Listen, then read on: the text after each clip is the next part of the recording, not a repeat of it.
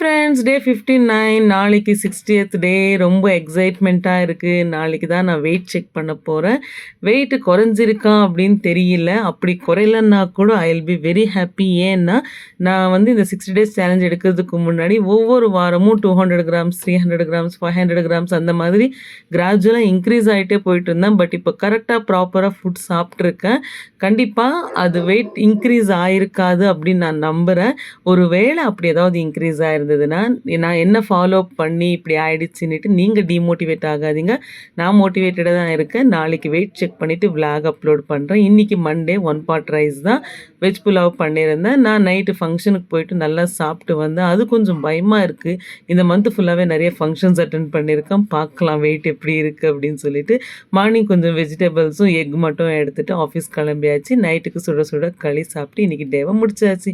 Thanks for வாட்சிங். Have a good day.